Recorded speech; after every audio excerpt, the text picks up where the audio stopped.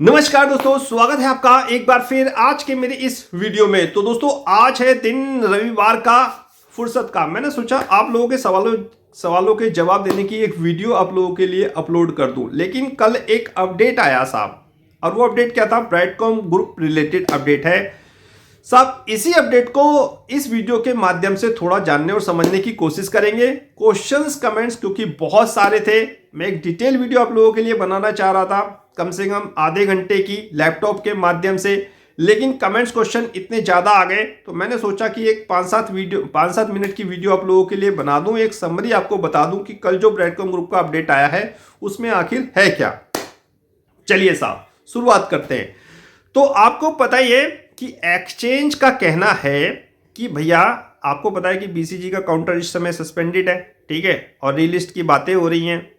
और रीलिस्ट कब होगा वो अभी कोई तय नहीं है। एक्सचेंज ने कहा है कि नॉर्मल ट्रेडिंग या रीलिस्ट हम जब ही कहेंगे जब आप एसटीडी कॉम्प्लायंस को पूरी करोगे। किससे कहा है? एक्सचेंज ने कहा है ब्राइटकॉम ग्रुप के मैनेजमेंट को। अब वो क्या कॉम्प्लायंस हैं?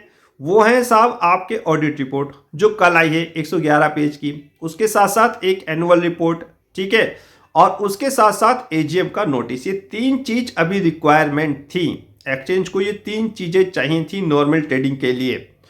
तो कल आई है ऑडिट रिपोर्ट।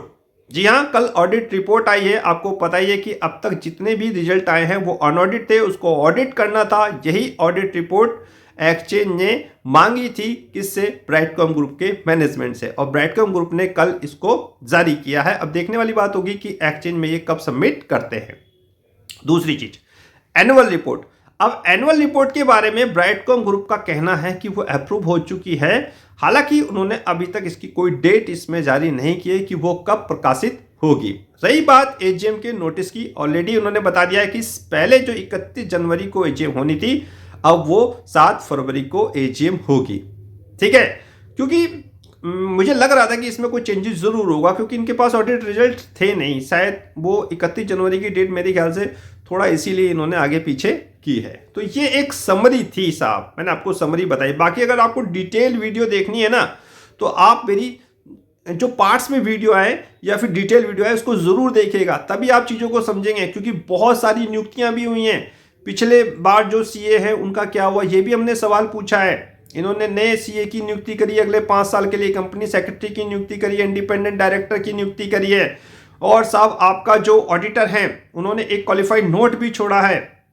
वो क्वालिफाइड नोट की आवश्यकता क्यों पड़ी, ये भी जानना समझना बहुत ज़्यादा ज़रूरी है, ठीक है। और उसके बारे में भी हमने क्वेश्चन पुट अप किया है, देखते हैं उसका क्या जवाब मैनेजमेंट की तरफ से आता है। कुल मिला के बात यह है कि जब तक ब्राइटकॉम ग्रुप के मैनेजमेंट के द्वारा कंप्लायंस पूरे नहीं किए जाते, तब तक साहब बीएससी जो है वो सर्कुलर जारी नहीं करेगा रीलिस्ट का और नॉर्मल ट्रेडिंग का, ठीक है। जैसे ही ये कंप्लायंस पूरे हो जाएंगे तब आप एक सर्कुलर की उम्मीद कर सकते हो। अब देखने वाली बात ये होगी कि जो ऑडिट रिपोर्ट आई है उससे एक्सचेंज कितना संतुष्ट होता है, एनुअल रिपोर्ट में इनका क्या कहना है। क्योंकि एनुअल रिपोर्ट में सेक्रेटरी की बहुत ज़्यादा, सेक्रेटरी के लेटर की या सेक्रेटरी के सर्टिफिकेट की, कंपनी सेक्रेटरी के सर्टिफिकेट की बहुत ज़्यादा उपयुक्तता होती है। उसी के आधार पर एनुअल रिपोर्ट्स को सक्सेस या मतलब सही माना जाता है, ठीक है। तो कंपनी सेक्रेटरी की भी इन्होंने नियुक्ति करी है साहब, सौरभ जी की।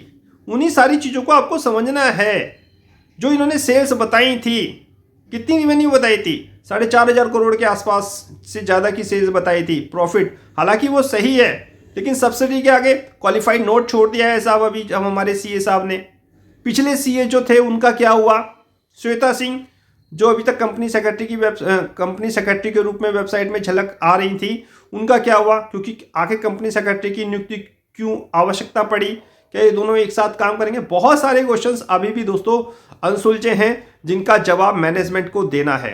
और जैसे ये सभी कंप्लायंस पूरे होंगे और पूरे हो रहे हैं, तो मुझे लगता है कि साइड विजिट उसके बाद ही होगी।